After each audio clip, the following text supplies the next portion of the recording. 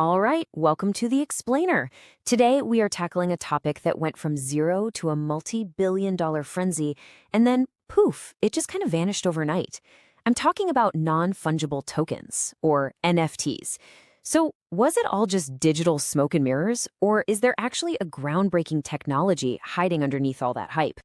So check this out. March 2021, the art world and really the entire internet just had its collective mind blown because this number pops up at a Christie's auction, $69.3 million. And not for some old painting or a fancy sculpture, right?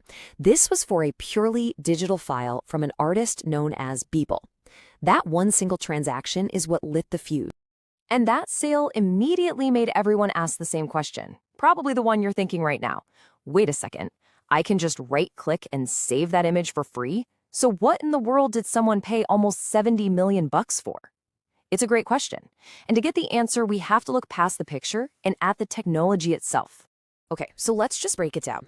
What even is an NFT? Well, believe it or not, the answer is hiding right there in the name.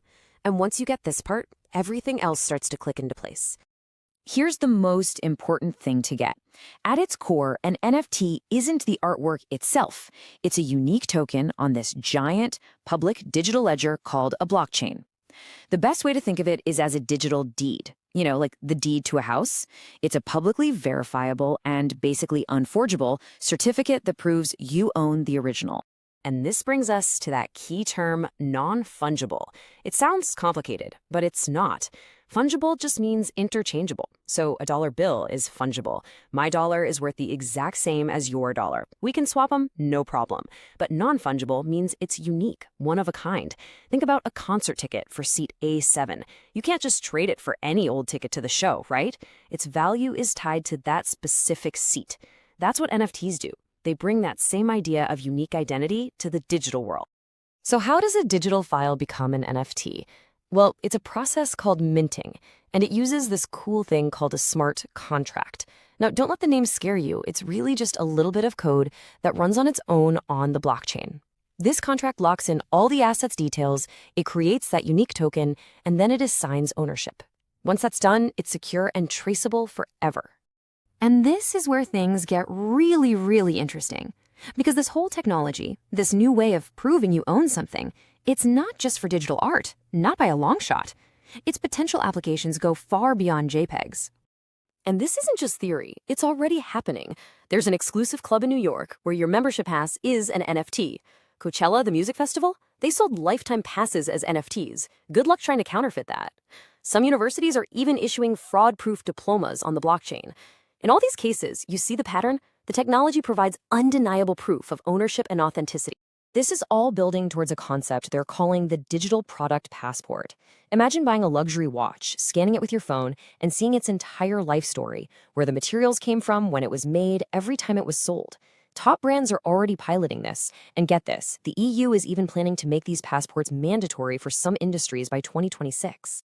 But of course, for all this innovation, the initial NFT boom was shadowed by a massive controversy. Its absolutely enormous environmental footprint. The scale of the problem was just staggering. The Ethereum blockchain, which is home to most NFTs, used a system called proof of work. All you really need to know is that it involved a global network of computers in this constant, energy-guzzling race to solve complex puzzles. At its peak, the network consumed more electricity than an entire country. Now, that was a huge barrier to anyone taking this seriously. So in 2022, Ethereum underwent this massive software update called the merge. They switched to a new system, proof of stake, which doesn't rely on all that raw computing power. The result? A more than 99% reduction in the network's energy consumption, almost overnight. But even with the environmental problem pretty much solved, the NFT gold rush was about to hit a brick wall. The hype hadn't just attracted artists and collectors, it brought in a huge wave of speculators and, well, scammers. And oh boy, did it crash. A 2023 study analyzed thousands of NFT collections and came to a stunning conclusion. 95% of them were now effectively worthless. The speculative bubble had popped, wiping out billions of dollars in what people thought was value. Incredibly, the person who saw it coming most clearly was the artist who started it all. Just after his record-breaking sale, Beeple himself described the market as a bubble. He predicted that most NFTs would eventually go to zero. He called it.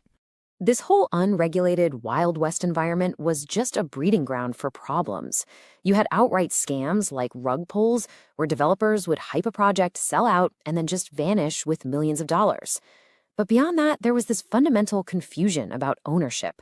So many buyers were shocked to learn that owning the NFT didn't actually give them the copyright to the artwork, creating a complete legal and financial minefield. So, with the speculative frenzy over and the market pretty much in ruins, is that the end of the story for NFTs? Not quite.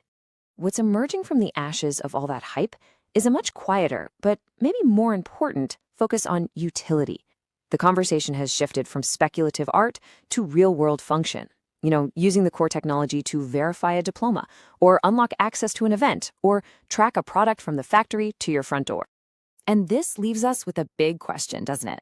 Was the NFT boom just a bizarre chapter of internet history, or was it the chaotic birth of a technology that will fundamentally change how we think about ownership itself?